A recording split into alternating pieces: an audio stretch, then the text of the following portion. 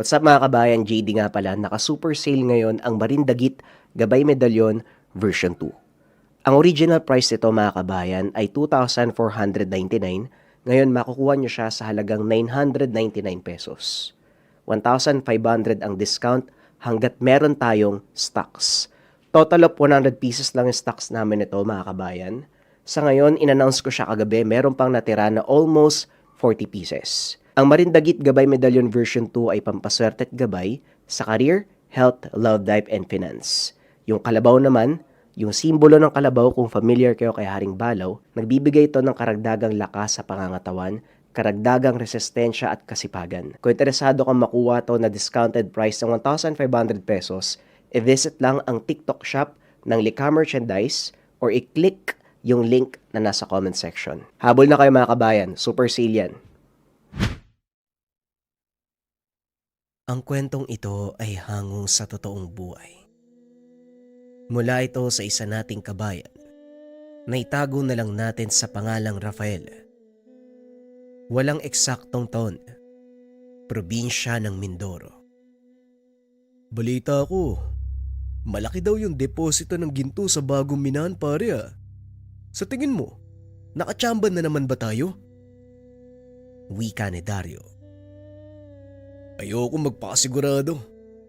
Kilala mo ang amo natin. Nung nakaraan nga sa Negros, diba? Malaki din yun. Pero halos hindi pa umabot ng 5% yung pinapamahagi niya sa mga kasama natin. Mabuti na lang malapit tayo sa kanya. Kung hindi, baka nagutom na ang pamilya natin. Oo nga eh. Hindi ba nakukonsensya ang taong yun? Alam mo Dario, ang mga taong nakaiga sa pera, walang pake mga yan kahit sa kalam ng sikmura ng iba. Pasalamat ka na lang. Nabibigyan ka ng swerte kahit papano. Pag-uusap ng magkaibigang Dario at Rafael. Parehong nagtatrabaho sa isang malaking kumpanya ng pagmimina. Pagmamay-ari ito ng isang mayamang negosyante. Tapos ng kursong arkeolohiya. Ngunit pinili magtrabaho bilang mananaliksik sa minahan. Dulot ito ng kahirapan. Mula sa pamilya na magsasaka itong si Rafael na ang tanging ikinabubuhay, pagtatanim ng sibuyas. Sapat lang ang kita upang makaraos sila ng buong panahon bago mag-anihan. Minsan ay nakakapangutang pa ang ama dahil sa gastusin sa pag-aaral ng binata. Gayunpaman, iginapang nito si Rafael hanggang sa makapagtapos. At bilang pagpapasalamat sa mga magulang, nang makapagtapos sa pag-aaral, tinanggap nito ang alok ng isang kumpanya na nakabatay sa kanilang probinsya. Sa loob ng 2 taon, nagawa nitong maipagawa ang kanilang tahanan, nabilihan ng kagamitan sa pagsasaka ang ama, at para sa dagdag kita, pinundaran ni Rafael ng maliit na tindahan ang ina. Nadestino sa iba't ibang bahagi ng bansa ang binata, kasama ng kanyang amo na itago na lang natin sa pangalang Lorenzo. Hanggang sa makabalik sa sariling probinsya dahil sa isang malaking proyekto. Nakabili ng lupain ng kanyang amo sa probinsya ng Mindoro. Sa tulong ni Rafael, nalaman nilang may malaking deposito ng mamahaling metal at ginto sa lugar. Kaya naman sumugal ito. Binili ang lupain sa mataas na halaga. Maging ang permiso sa pagmimina, ginawa nila ng paraan. Sinuhulan ang kinauukulan upang magkaroon ng legal na papeles kahit sa ilegal na pamamaraan. Kailangan ng masiyasat ng mabuti ang lugar kung saan tayo magsisimula. Rafael, handa na ba ang grupo mo? Kaming 2 lang ni Dario ang lalakad mo. Ayoko may kasamang iba. Alam mo naman yan, boss, diba? O na, ikaw na ang bahala. Mahalaga lang na malaman natin kung saan tayo magsisimula. Ibinigay ni Lorenzo ang mapa ng lupa. Kagad nang umalis sina Dario. Parang gusto ko nang bumalik ah. Napakatarik naman pala ng daan papunta sa lugar. Kung alam ko lang na ganito yung dadaanan, hindi na sana ako sumama. Wala ka di magagawa, kaysa naman hindi ka pasweldoy ni boss. Ay naku kung sabagay. Pero sigurado ka ba? May deposito ng ginto doon sa itaas? Tama ka Dario. At hindi lang sa itaas, kung hindi sa buong lupain. Halika na. Hanapin natin ang kuwebang ito. Posibleng may pasukan para makapunta sa aktual na deposito. Napalunok ng laway si Dario dahil mahigit 50 ektarya ang lupaing iyon na sumasakop sa isang buong bundok at sa maliit na pamayanan ng mga katutubong mangyan. Hindi naman kaya tayo magkaroon ng problema sa mga katutubong nakatira sa bahaging to? Tanong ni Dario habang nakaturo sa mapa. Nang mga sandaling iyon, nakatayo sila sa pinakamataas na bahagi. Tanaw mula sa lugar na iyon ang kabuuan ng nasasakupang lupain. Tinignan ni Rafael ang marka sa mapa. Hinanap ito sa paligid. Hindi na halos makita ang tanawin dahil sa kapal ng ulap na bumabalot sa bandang ibaba. Ngunit mabilis na natukoy ni Rafael ang kinaroroonan ng maliit na pamayanan sa pamamagitan ng kanyang kompas. Yan ang aalamin natin. Halika, punta natin ang nayon. Malapit lang yan kung nasaan tayo ngayon. Wika ni Rafael. Ngunit hindi sang-ayon si Dario. Teka lang Rafael. Baka mamaya katayin tayo ng mga yan eh. Huwag na lang kaya. Ano ka ba naman? Anong kakatayin? Hoy Dario, ilang katutubo na ang nakaharap natin eh. Hindi ba may mga rebelde pa nga? Nadukot pa nga tayo noon sa Kandoni. Ano kinakatakot mo ngayon? Yun na nga. Hanga din ako sa lakas ng lobo pare. Ilang beses na tayong nalagay sa peligro pero hindi ka pa rin tumitigil. Nasaan ba napunta ang atay mo? Bakit naman ako matatakot? Alam mo Dario, may paniniwala ako eh, kasabihan. Kapag oras mo na, oras mo na. Kahit ilang batalyon pa ang karapin mo, kung hindi ka pa kukunin na mailikha, walang makakapatay sa'yo. Pero kung panahon mo na, hindi na ituloy ng binata ang sasabihin. Biglang lumipad ang palaso mula sa kung saan. Tumusok ito sa puno. Sinasabi ko na nga ba eh, bumalik na tayo Rafael. Huwag kang maingay. Manatili ka lang sa kinakatayuan mo. Huwag kang gagawa ng kahit anong ikakagalit nila. Nababaliw ka na ba? Naglalakad na nga lang tayo papasok sa kanilang lugar. Tapos may lumipad pa na ganyan. Paano kaya kung… Hanggang dyan lang kayo. Subukan niyong gumalaw. Ang ikalawang palaso, tatama sa ulo niyo. Inikot na Rafael ang tingin sa paligid. Hinanap ang kinaroroonan ng pumana. Nakita niya ito na nakatago sa makapal na dayami. Ngunit hindi nagpahalata ang binata na nakita niya ito. Inikot pa ang tingin sa paligid para siguraduhin na wala itong kasama. Nang matiyak na walang ibang tao sa lugar, itinaas ni Rafael ang kamay. Sinabihan si Goryo na sumunod sa ginagawa niya. Itaas mo lang ang kamay mo. Huwag kang gagalaw. Ako nang bahala. Lagi mo naman sinasabi yan eh. Pero wala pa din, napapahamak pa din tayo eh. Nanginginig sa takot si Dario. Halos maihina sa salawal. Ngunit para kay Rafael, karaniwang sitwasyon ang nangyayari.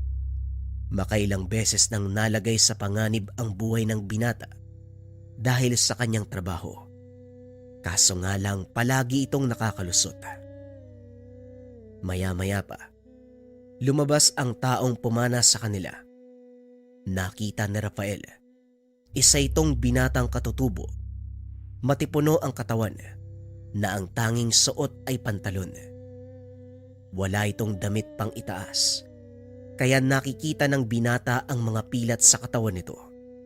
Nagpapatunay na hindi basta-basta ang binatang iyon. Anong ginagawa niyo sa lugar na to? Mga rebelde ba kayo? Nasaan na mga kasama niyo? Hindi kami mga… Hindi ikaw ang tinatanong ko. Tumahimik ka lang dyan. Mga maangaso siguro kayo. Nasaan na mga baril niyo? Wala kaming baril at hindi... Alam mo kanina ka pa, kapag hindi ko sinabing sumagot ka, huwag kang magsasalita kung ayaw mong gilitan kita ng liig. Tumangulang si Rafael bilang tugon. Kinapaan sila ng binata at nang mapagtanto na walang dalang sandata ang dalawa, ibinaba nito ang sandata. Anong kailangan nyo? Bakit kayo nandito? Sagot! Ay salamat. Isa akong sentipiko. Nandito kami para suriin ang paligid. Ano ang kailangan nyong sariin? Tinitignan namin kung may makikita ba kaming bakas ng kasaysayan dito. Mula kami sa isang malaking kumpanya na nagmimina. Kailangan kong malaman kung may mga tipak ng kasaysayan ng ating bansa bago namin ituloy ang operasyon. Mga minero. Kayo siguro yung sinasabi ng mga tao sa patag. Pagmamay-ari namin ang kabundukan. Dito namulat ang aming tribo. Kaya umalis na kayo dahil wala kayo mapapala. Magagalit lang sa inyo yung mga espiritong naninirahan sa kuwebang yan. Napatingin si Rafael sa itinuro ng binatang katutubo. Nakita nito ang kuweba sa mapa. Ibig sabihin, talagang may naninirahan sa lugar na yan. Pwede bang ipaliwanag mo sa akin ang kasaysayan ng bundok na ito? Sinakyan ng binata ang sinasabi ng katutubo para makuha ang loob nito. Nakagad namang pumayag. Hindi ako nakakaalam ng buong kasaysayan, kundi si Apo Elias. Kung gusto nyong marinig ang kwento, sumama kayo sa akin. Pero kailangan kong italya mga kamay nyo. Italia mga kamay. Rafael, ano ba tong pinasok natin? Kumalma ka. Ako nang bahala, sumakay ka na lang. Kung gusto mong makaligtas tayo dito. Huminga ng malalim si Dario at napailing. Ay naku, parang nagsisisi talaga ako. Dapat hindi na ako sumama eh. Magtiwala ka lang. Para ka namang bago ng bago. Habang nag-uusap ang dalawa, itinatali naman ng binata ang kamay ng mga ito gamit ang baging ng nito. Matapos ay hinila ang dalawa papunta sa direksyon ng nayon. Ilang minuto lang ang nakalipas. Narating nila ang maliit na pamayanan. May mga kabataang naglalaro at ilang nakakatandang nag-uumpukan. Nag-uusap sila. Habang ang kababaihan naglilinis ng palay na binabayo at ang mga kalalakian nagkakatay ng kanilang mga nahuling hayop. No ma'am, sino yung mga kasama mo? Wika ng isa sa mga katutubo. Mga sentipiko daw sila. Pinadala ng isang kumpanya na nagmimina. Ano naman ang kailangan ng mga taong yan? Alam mo na yon. Pero gusto daw nilang makausap si Apo Elias. Nagpapahinga ang apo. Hindi siya maaaring istorbohin. Sabihan mo mga kasama mo mag-intay. At pwede bang kalagan mo sila? Baka isipin ng mga yan nakakatayin natin sila dito. Masama na nga ang trato sa atin ng patag. Huwag mo nang palalain. Sinisiguro ko lang na wala silang gagawin sa akin habang papunta kami dito. Hindi ko sila kilala. Mamaya bigla na lang akong hampasin eh. Sige na, kalagan mo na ang mga yan. Dalin mo dun sa kubong yun oh. Bigyan ng makakain at maiinom.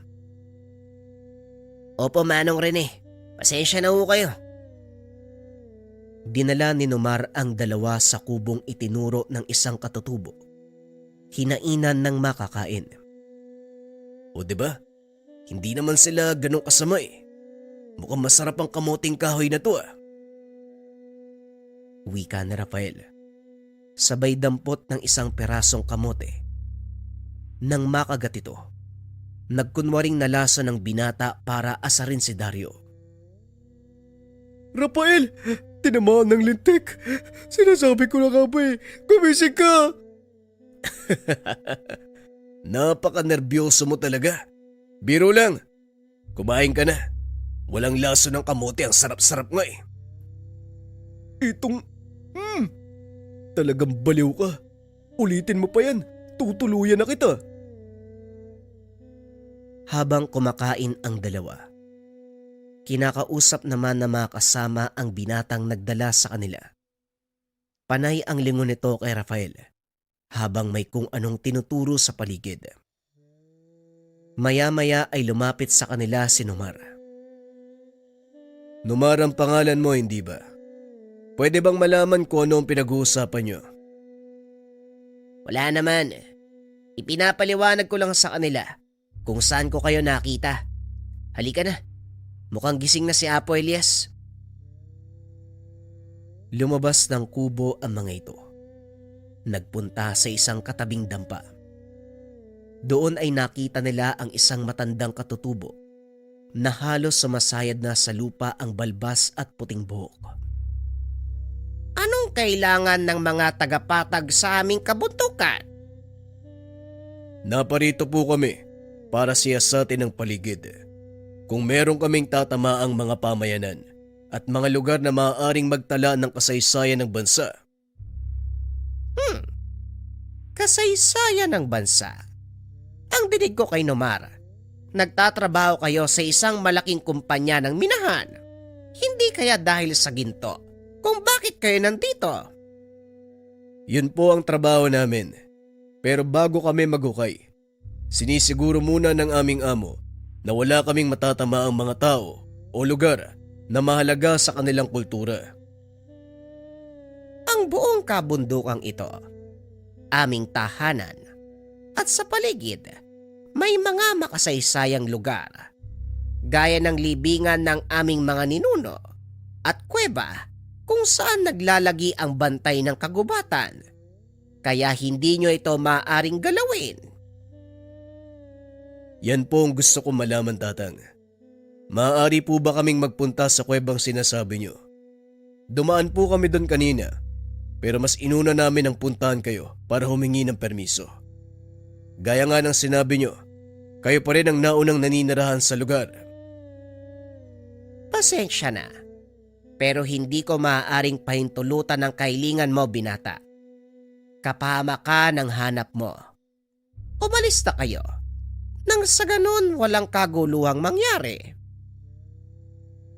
Tugon ng matanda. Nanlumo si Rafael sa sinabi nito. Kahit gaano pa kalakas ang pagdanais niyang puntahan ang sinasabing kuweba, wala siyang magagawa dahil sa mga oras na yon. Bantay sarado ng mga katutubong mangyan ng lugar. Walang nagawa ang dalawa kung hindi bumalik sa kapatagan at sabihin sa amo ang nangyari. Ano ba naman kayo? Nabili natin ang lupaing ito. Walang magagawa mga katutubo kung papaalisin natin sila. Sa ayaw at sa gusto ng mga yan, magsisimula ang operasyon. Magkakagulo kung itutuloy mo ang pagbimina, lalo na sa bahaging ito ng kabundukan. Protektado nila ang lugar na yan. Libingan ng mga ninuno nila ang kuwebang pasukan papunta sa aktwal na deposito. Nakasaad din sa kontrata na hindi tayo maaaring gumalaw ng anumang may kaugnayan sa kasaysayan. Pera lang ang katapat niyan, Rafael. Marami ako noon, kaya kumilos na kayo. Sa susunod na araw, sisimulan natin ang paglilinis ng daanan. Napailing na lang si Rafael. Wala itong magawa kung hindi ang sumunod sa utos ng amo. Nang sumunod na araw, nagdatingan ang malalaking truck at kagamitan sa paghukay. Sinimulan ang pagtibag sa kabundukan upang makagawa ng daanan para sa mga sasakyang maghahakot ng hinukay na bato at lupa. Dadalhin nito pababa ng bayan. Nang mga oras na yun, nakaupo si Rafael sa kanyang sasakyan. May napadaang matanda. Dali-dali itong bumaba para pigilan sa pagtuloy dahil delikado ang daan. Tatang, saan po kayo pupunta? Wala na pong daan dyan, delikado. Baka gumuho yung lupa, matabunan kayo. Sinong nagsabi? Kayo? Bata pa lang ako. Dumadaan na ako sa lugar na ito. Paakyat at pababa ng kabundukan. Dito na ako tumanda. Kaya wag mo kong sabihan na mali ang daan ko. Hindi naman po sa ganun, Tatang. Ang sinasabi ko lang, sarado na po ang lugar na ito. Kailangan nyo maghanap ng ibang madadaanan. Delikado po kasi. Delikado. Hindi ba mas mapanganib ang ginagawa niyong paghukay? Nananahimik ang kabundukang ito. Ginagambala niyo ang mga nakatira. Wala naman pong bahay sa bahaging ito, Manong eh. Kayo lang po ang taong nakita kong dumadaan ngayon. Teka, saan po ba banda yung bahay nyo nang maiatid ko na kayo? Nakikita mo ba ang kwebang yon? Doon ako nakatira. Ngayon sabihin mo sa akin, meron bang ibang daanan papunta doon? Napagtanto ni Rafael. Wala ngang daan papunta sa kuweba. Hinarangan na ito ng malalaking bato at kasalukuyang naglalagay ng mga pampasabog ang mga tauhan ni Lorenzo para tibagin ang bahaging iyon ng kabundukan. Yan nga ang gusto kong sabihin sa inyo, Tatang. Hindi na po kayo maaaring tumuloy dahil sira na ang daanan. Naglalagay ng pampasabog ang mga tauhan ko para tibagin ang malalaking bato. Ay nako, kapag pera nga naman, ang mga tao handang sirain ang lahat. Wika ng matanda sabay lakad palayo. Biglang tumunog ang alarma na hudyat ng pagsabog. Napatingin si Rafael sa tinitibag na kabundukan. Muling nilingon ng matanda, ngunit wala na ito sa kanyang kinakatayuan. Naloko na. Saan kaya nagpunta yung matandang yun? Wika ni Rafael sa sarili habang iniikot ang tingin sa paligid. Hindi na nito nakita ang matanda.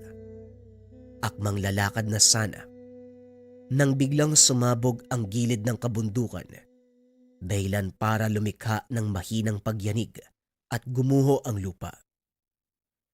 Tumambad sa binata ang malaking butas na tila karugtong ng kuweba sa bandang itaas. Nawala na sa isip ni Rafael ang matanda.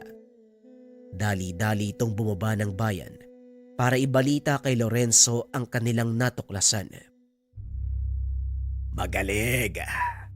Tama lang ang iniisip ko. Sabihan mo mga taong linisin na ang paligid. Gumawa ng daan papasok. Sisimulan na natin ang pagmimina. Hinanda ng mga tauhan ang kagamitan sa paghukay. Maging ang ilang ilaw ay kasama na rin. Hapon na ng mga sandaling iyon, kaya medyo madilim sa paligid. Gamit ang mga generator, pinailawan nila ang lugar. Tuloy-tuloy ang paghukay hanggang sa makagawa ang mga ito ng malawak na daanan papasok sa loob ng kuweba. Naroon si Lorenzo ng mga oras na yun. Hindi mabura ang ngiti nito sa muka nang makita ang ilang palatandaan ng ginto mula sa mga perasong natibag sa bundok. Hindi masasayang ang pagod at pera ko sa lugar na ito, Rafael. Yan ang siguradong mangyayari. Sabihan ng mga tao, magpahinga na muna. Bukas natin itutuloy ang paghukay. Siguraduhin walang makakapasok sa lugar. Mas maganda siguro, manatili kayo ni Dario dito. Nang sa ganon may magbabantay sa mga tauhan natin. Mahirap na, baka malusutan tayo. Ako na ang bahala. Kukuha lang ako ng mga kailangan sa bayan at babalik din kagad. Ipapaiwan ko na lang muna si Dario upang tignan ang mga nagtatrabaho. Tugon ni Rafael. Sumabay ito sa amo pababa ng kabundukan. Nang makarating sa kapatagan, kinuha lang nito ang ilang kagamitan. Bumalik na rin sa minahan. Habang nasa daan, tumirik ang sinasakyan ng binata. Ano ba naman yan? Bakit ngayon ka pa talaga nagloko? Wala pa namang tao dito. Ang layo ko pa sa bayan, no?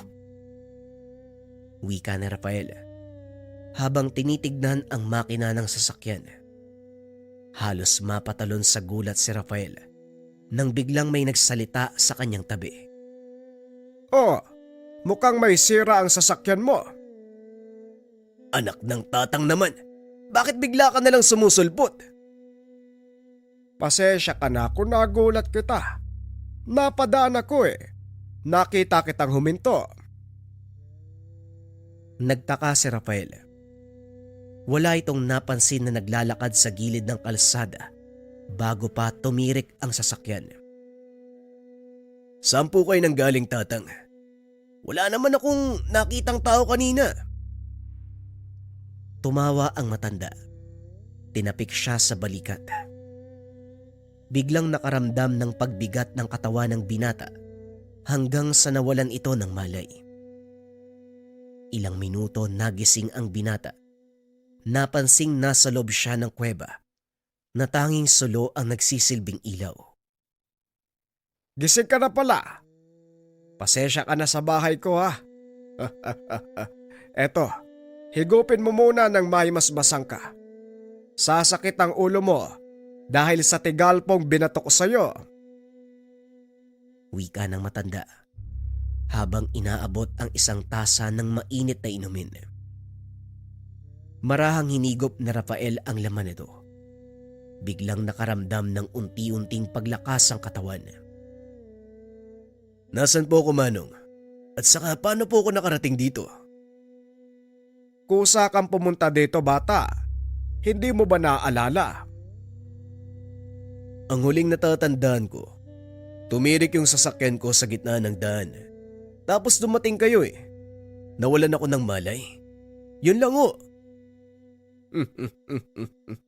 Ganon nga nangyari. Kaya ka nakarating dito. Hindi ko po kayo maintindihan. Ano po bang ibig niyong sabihin? Halika, may ipapakita ko sa'yo. Naglakad ang matanda papunta sa bukana ng kuweba.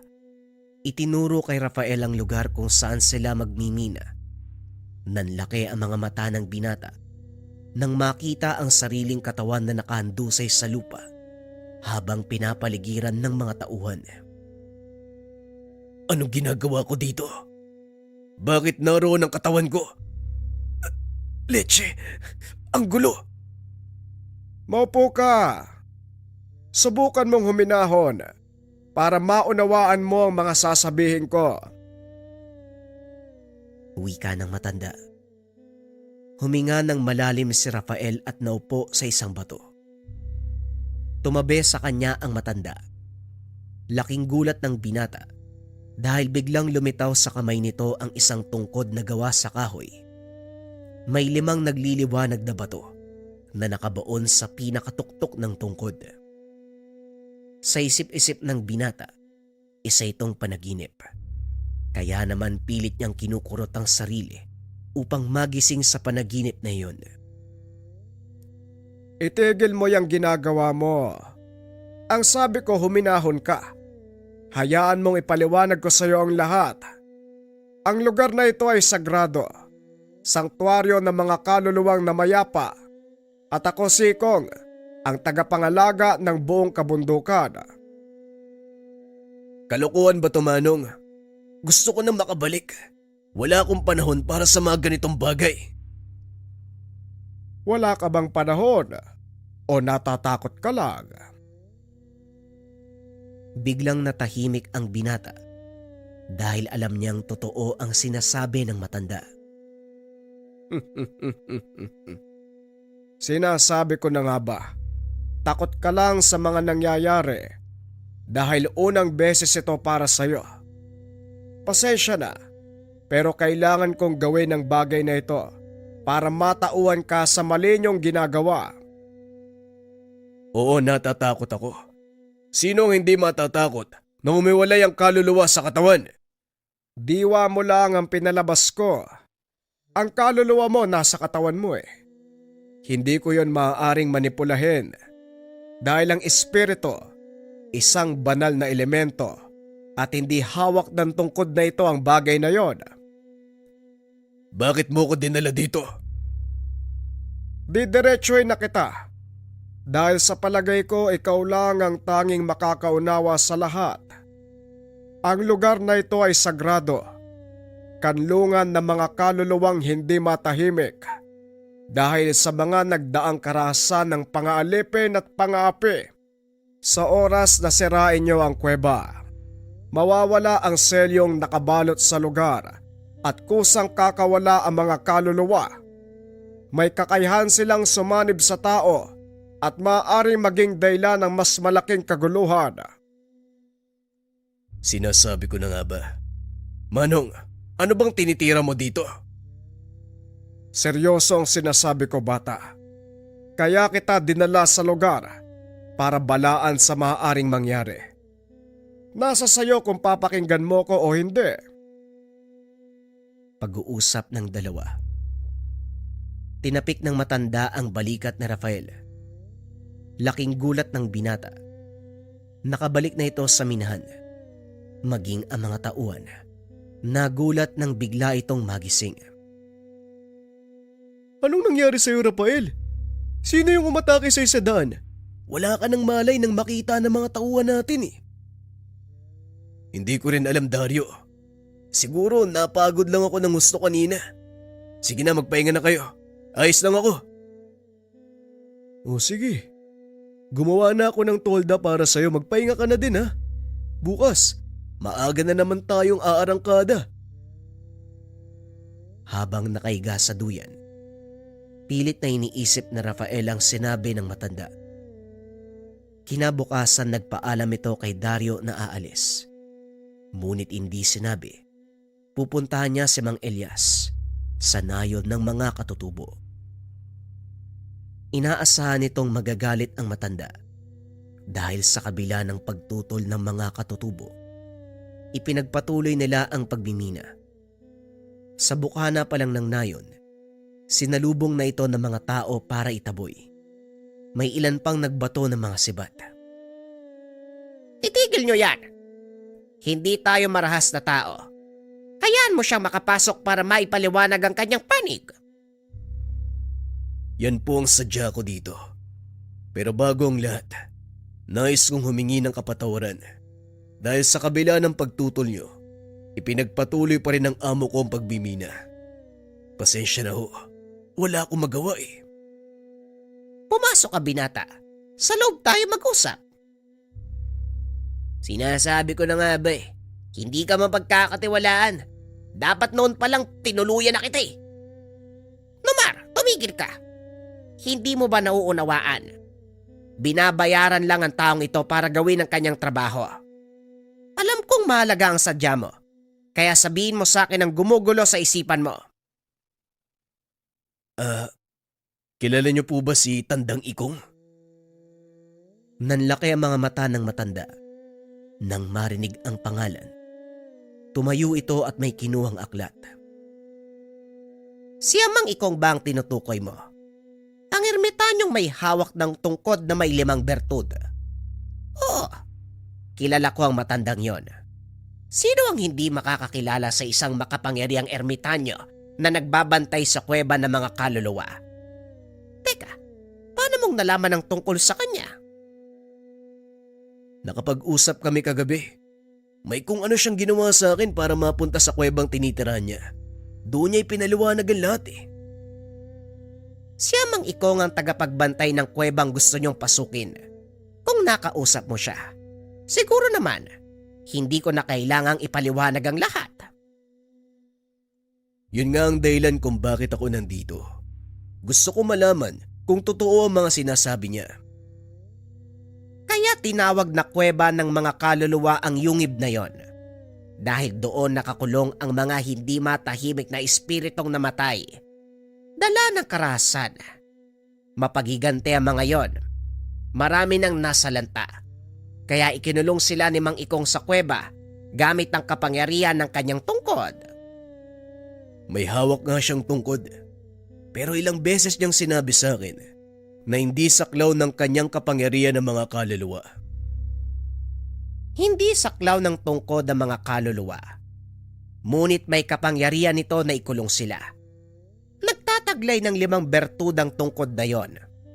Bawat isa, sumasagisag sa mga elemento ng mundo. Hangin, tubig, apoy, lupa, at ang panglima, kaluluwa o espiritu. Kahit hawak nito ang bertud ng kaluluwa, hindi pa rin niya maaaring utusan ng mga ito dahil hindi niya pagmamay-ari. Yun pala ang ibig niyang sabihin. Pero bakit ikinulong sa kuweba ang mga kaluluwa? Hindi lang mga kaluluwa ang nakakulong sa lugar na yon, kundi maging si Amang Ikong. Bakit naman siya ikukulong? Mahabang kwento. Pero kung handa kang makinig, isasalaysay ko sa iyo ang buong pangyayari. Maraming taon na nakakaraan. Aatras tayo ng maraming taon. Nang mga panong ito kilala sa bayan bilang mahusay na manggagamot si Amang Ikong. Marami ang humahanga at naniniwala sa kanya dahil karamihan sa mga may sakit na lumalapit ay gumagaling. Mataas ang kaalaman ng matanda pagdating sa lihim na karunungan. Lalo pa itong pinag-ibayo nang tahakin niya ang landas ng pagiging ermitanyo. Ilang taon ding nawala si Ikong. Marami ang mga taong nadismaya. Bigla itong naglaho. Nang magbalik ang manggagamot, isang pasyente ang lumapit sa kanya. Malala ang kalagayan nito. Alam ng matanda na wala na itong pag-asa. Ngunit sinikap ni Ikong na matulungan ang pasyente. Sa kasamaang palad sa kalagitnaan ng panggagamot, binawian ng buhay ang pasyente dahil mataas ang kaalaman. Ginamit nito ang pinagbabawal na karunungan. Yon ay ang pagbuhay ng mga namatay. Gamit ang 5 bertud, tinawag ang pagbabalik ng kaluluwa ng pasyente sa pilitang pinasanib sa sariling katawan. Nagawa niyang buhayin ang pasyente, kaso nga lang iba ang epekto. Ilang araw ang nakalipas, bumalik sa kanya ang mga kaanak kasama ang pasyente. Nagulat ang matanda. Punong-puno ng putik ang bunganga ng pasyente na itago na lang natin sa pangalang Carlos. Anong nangyari sa kanya? Bakit ganyan ang itsura ng iyong asawa? Yan ang gusto kong itanong sa inyo, Tandang Ikong. Anong ginawa mo sa asawa ko? Bakit siya kumakain ng lupa? Galit na galit ang asawa ni Carlos. Ayon dito, 1 linggo matapos ang gamutan, nagsimulang kumilos ng kakaiba ang asawa. Madalas na nakadapa sa lupa ang Ginoo. Tila naghukay. Isang araw nga, natagpuan nila na kumakain ito ng putik. Ito ang kabayaran ng muli kong pagbuhay sa kanya. Nagawa kong ikulong ang kaluluwa sa katawang lupa ng asawa mo. Ngunit sadyang tinatawag na ng kamatayan ng kanyang katawan. Binalaan ko kayo bago pa ako magsimulang manggamot na maaaring may mangyaring hindi maganda. Tumulong lang ako. Sinunod ko kung anong nais mong mangyari, kaya wag mo kong sisihin. Nagtiwala ako sa iyo, Tatang Ikong. Pero nung ginawa mo, naging halimaw yung asawa ko. Hindi halimaw ang asawa mo, Melba. Kailangan mo na siyang pakawalan dahil nais na ng katawang lupa niya ang magpahinga. Hindi ako papayag. Ayoko mamatay ang asawa ko. Kung may isang bagay tayong hindi pwedeng pigilan, yun ay kamatayan. Patawad, Melba, pero wala na ako magagawa. Dahil sa kaganapan, unti-unting nawala ang kumpiyansa ng tao kay Ikong. Hanggang sa ipinagtabuyan nito palabas ng sariling baryo. Muling nawala ang matanda. Ngunit lingid sa kalaman ng mga tao, nasa kabundukan lang ito. Patuloy silang binabantayan, palihim na tumutulong sa mga nangangailangan. Dumating ang isang malaking sakuna. Sumiklab ang digmaan laban sa mga nananakop na dayuhan. Marami ang namatay. At matapos ang mahabang panahon, nagmistulang sementeryo ang dating masiglang baryo. Nagawang makaligtas ni Ikong mula sa kaguluhan, ngunit nasawi ang lahat ng mga kababaryo. Sinisisi nito ang sarili dahil ng mga panahon na kailangan siya ng mga tao, wala ang matanda. Habang tumatagal, lalong lumalala ang sitwasyon. Naging kanlungan ng mga mapagiganting kaluluwa ang baryo. Walang sino man ang nakakapasok at nakakalabas ng buhay. Marami ang napapahamak sa tuwing magdadaan sa baryong iyon. Kaya bilang pagtubos sa sariling kasalanan, muling ginamit ni Ikong ang kapangyarihan ng 5 bertud upang ikulong sa isang yungib ang daang-daang kaluluwa at upang masigurado ang kaligtasan ng lahat.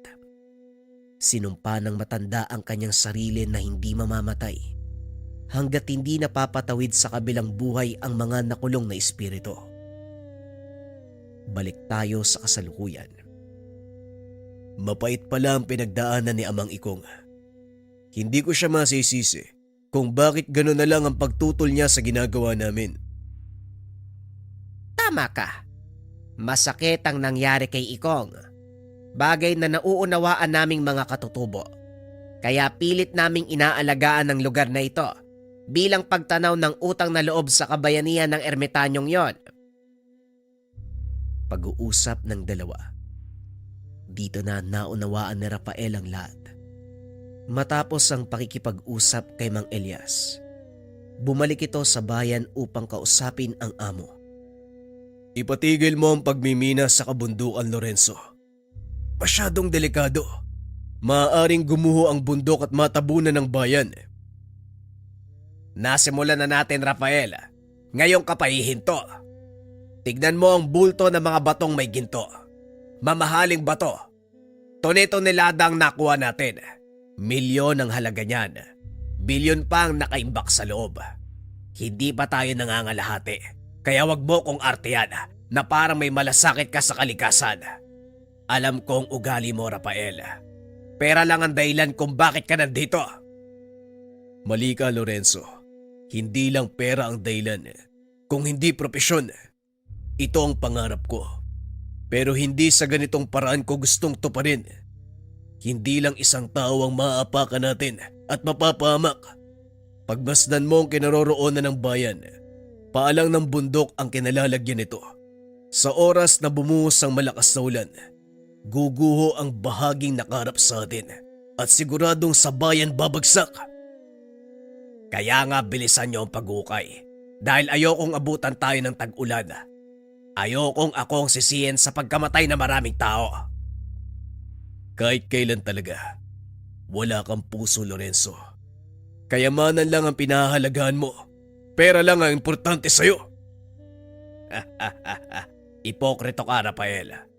Sabihin mo yan sa mga taong hindi ka kilala. Dahil ako, alam na alam ko ang bituka mo. Wala kang pinagkaiba sa akin. Aminin ko totoo ang sinabi mo. Minsan ko hinangad na yumaman, pero hindi sa ganitong paraan. Pasensya na, Lorenzo. Ngunit labas ako sa anumang gulong pinapasok mo. Damay ka na, Rafael. Baka nakalimutan mo, ikaw ang nag-aproba ng pagbimina. Nakapirma ka sa mga dokumento. At sisiguraduhin ko na ikaw ang madidiin kung sakaling magkaroon ng aberya. Dahil sa sinabi ni Lorenzo, hindi napigilan ni Dario ang sarili. Sinuntok niya ito at nagulat si Rafael dahil naroon pala ang kaibigan. Talagang walang yakang tao ka, no?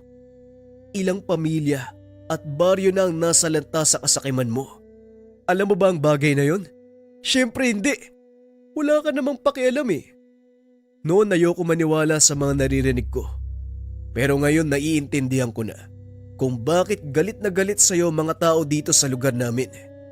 Ikaw ang dahilan ng pagkamatay ng maraming tao dahil sa pagkalason. Anong sinasabi mo? Anong pagkalason? Humahalo sa tubig inumin ang kemikal na ginagamit mo sa pagmimina. Hindi deposito ng ginto ang nasa ilalim ng kuweba kung hindi bukal na pinagkukunan ng tubig inumin ng mga tao dito sa bayan. Wika ni Dario, sabay bato ng papeles. Hindi sinasadyang naiabot ang mga ito kay Dario ng isang kawani ng kagawaran ng kalusugan. Noong nakaraang araw, nagsagawa sila ng inspeksyon sa lugar at napag-alaman na ang sanhi ng pagkalason mula sa kemikal na kung tawagin ay mercury. Sa mga hindi nakakalam, isa itong uri ng kemikal o malambot na metal natutunaw sa temperatura ng katawan ng tao. Ginagamit ito para pagbukirin ang ginto sa lupang dinidikitan. At sa oras na umalo sa pagkain o inumin, maaaring magdulot ng pagkalason na kadalasang nauuwi sa kamatayan. Kaso nga lang kahit ano pa ang sabihin ng dalawa, baliwala kay Lorenzo. Nagawa pa nitong tumawa, punitin ang papel na ibinigay ni Dario. Gaya ng sinabi ko, marami akong pera at kaya kong tapalan ang mga mata ng batas upang maabsuelto. Kayo, anong magagawa niyo? Tignan natin kung magagamit mo ang pera mo pagdating ng panahon. Tayo na, Dario. Wala na tayong papel dito. Tandaan mo, Rafael, kahit saan ka magpunta, damay ka na sa gulong ito. Matapos ang pag-uusap, dali-daling bumalik si Rafael sa nayon ng mga katutubo. Sinabi ang kaganapan. Walang kaluluwa ang amo niyo. Siguradong isusumpa siya ng mga espirito sa kagubatan. Gusto ko pong humingi ng tawad sa inyo, Manong Elias. Dahil sa kabila ng pagtutol nyo, hinayaan kong ipagpatuloy ang pagmimina. Wala kang dapat ihingi ng tawad. Nabulagan ka sa maling paniniwala. Naging bunga lang ito ng maling desisyon. Ang kailangan nating gawin, ang maagapan ng paparating na sakuna. Kailangan kong makausap si Amang Ikong. Magbabaka sakali ako may magagawa siya. Sino si Amang Ikong? Basta magtiwala ka lang. Maiwan ka dito. Tulungan mo si Namang Elias sa kung ano man ang mga gagawin. Dali-daling umalis ang binata, papunta doon sa yungib kung nasaan si Amang Ikong. Nakita niya ang matanda na nakatayo sa bunganga ng kuweba habang pinagmamasdan ang mga makinaryang patuloy sa operasyon sa paghakot ng natibag na lupa. Napakasakit sa tenga ng ingay ng ginigiling na bato. Kailan ba titigil ang pagmimina? Hindi po hihinto si Lorenzo hanggat hindi siya napapatikim ng matinding leksyon. Patawad po kung hindi ako nakinig sa inyo. Ngayon napagtanto ko kung ano ang aking pagkakamali. Sa wakas, nagising ka. Ngayon sabihin mo sa akin kung ano ang gusto mong gawin ko. Pigilan po ninyo si Lorenzo bago pa masira ang lahat. Alam ko na meron kang kakayahan na gawin ang bagay na yon. Narinig ko ang kwento nyo. Naniniwala ako. Hulaan ko. Ang matandang pinuno ng mga mangyan na nagsabi sa'yo, hindi ba? Opo. Si Mang Elias nga nagsabi sa akin. Matabil talaga yung dila na mag-aaral ko. O siya, kumilos na tayo. Mahaba pa ang araw para sa atin. Matapos ang pag-uusap, bumaba si na Rafael sa minhan. Nakita ni Lorenzo ang binata na kasama si Amang Ikong. Wala itong alam sa kakayahan ng matanda, kaya ininsulto niya ito. Yan ba ang magiging padrino mo? Anong magagawa niyan? Kaya ka bang iligtas ang matanda sa pagkakakulong? Hindi ko tatakasan ang kasalanan ko. Hindi niya ako kayang iligtas sa batas. Pero kaya niyang iligtas ang buong bayan mula sa pagkawasak dahil sa mga gahamang kagaya mo. Ano ba siya, Diyos? Diwata? Nagpapatawa ka. Huwag mong sayangin ang oras ko. Tama nga naman. Hindi mo dapat sayangin ang nalalabing oras mo sa mundong ito. Anong sinasabi mo, tanda? Ang sabi ko, masyado kang mabunganga. Ikinumpas ng matanda ang hawak na tungkod. Nagliparan ang malalaking truck na kargado ng lupa, maging ang malalaking bato. Nagulat si Lorenzo sa nangyari. Nagtakbuhan ang mga tao nang makita ang kaganapan. Lalo pang nataranta ang lahat nang itusok ni Mang Ikong ang tungkod sa lupa dahil lumikha ito ng malakas na pagyanig.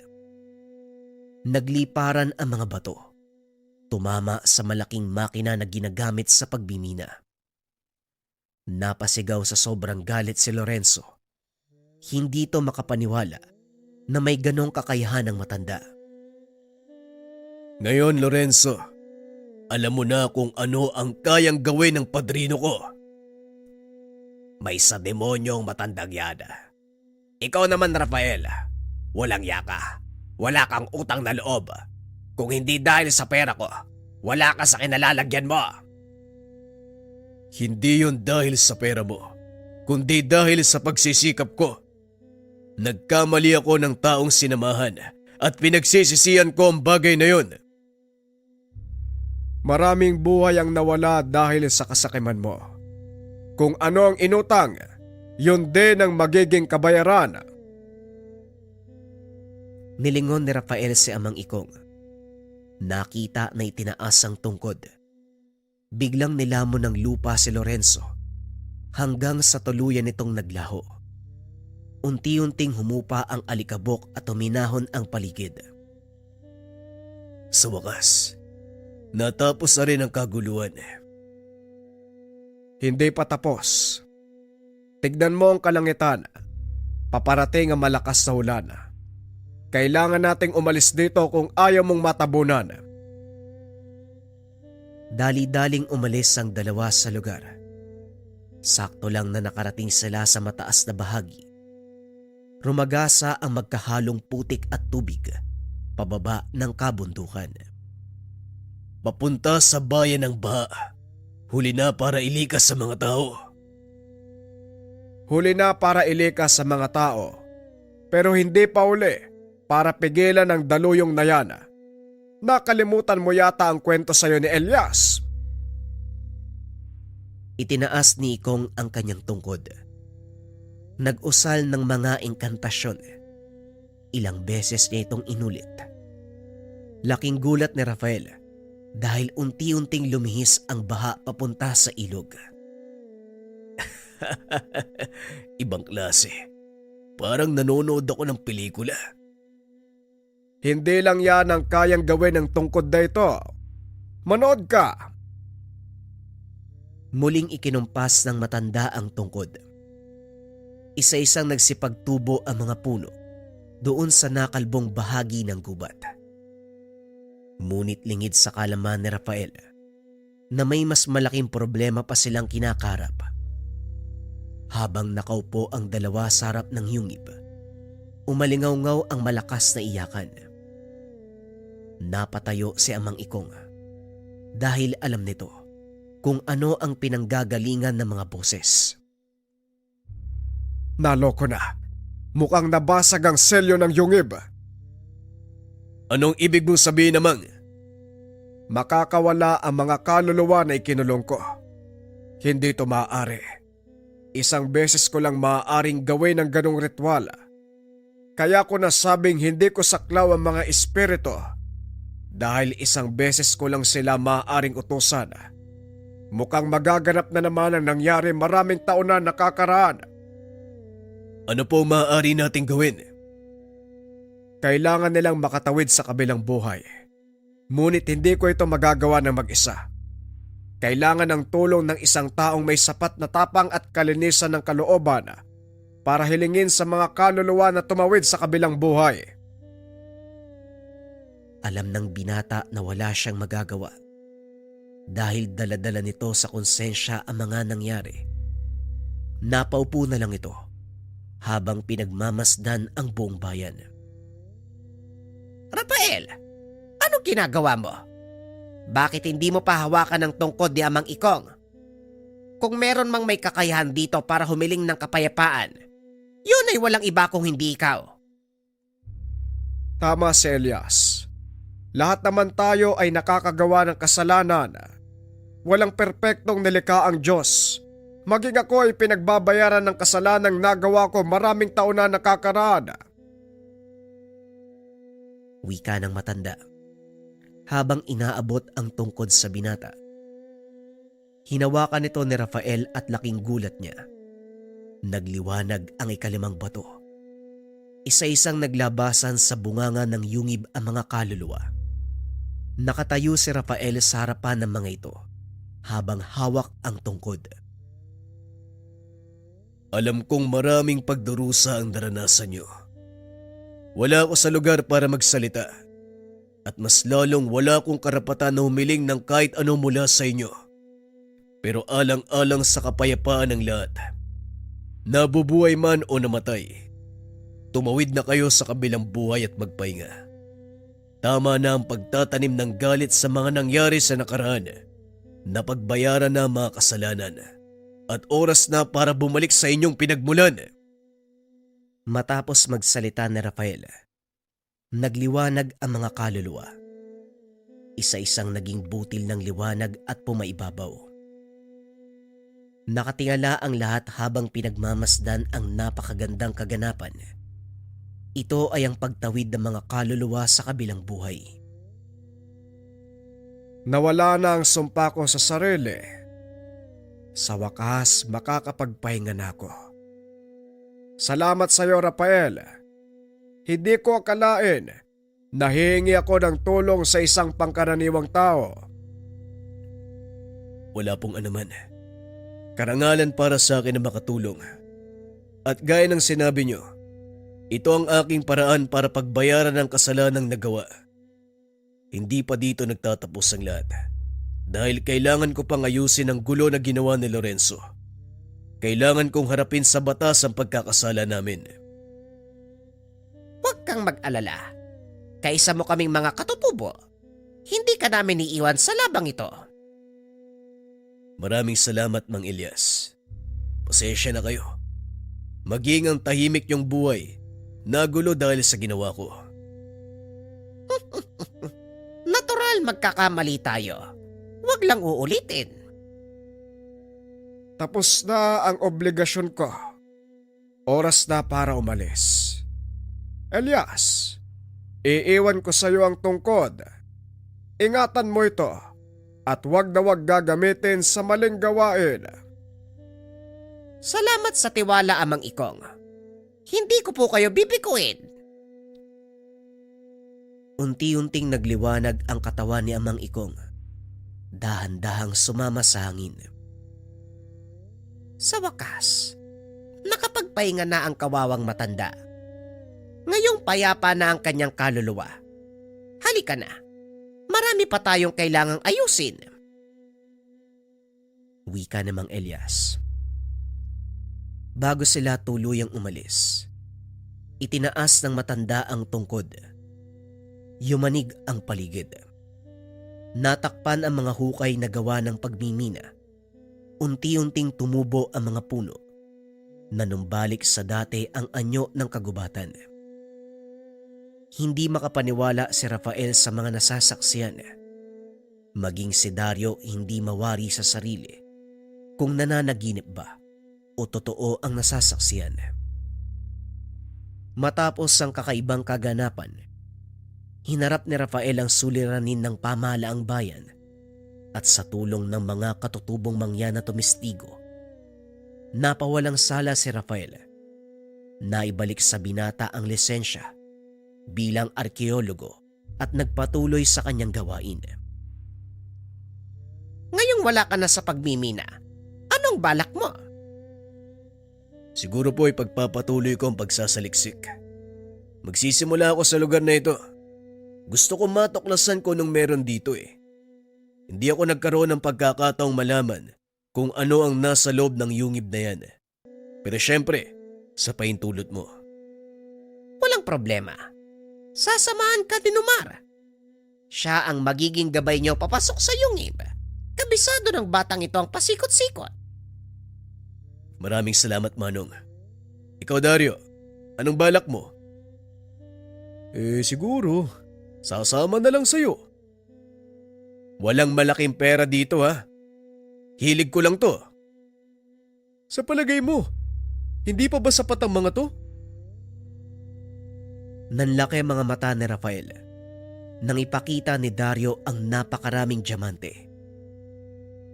Teka, saan mo nakuha yan? Naipon ko to nung sinusubukan namin yung loob ng yungib.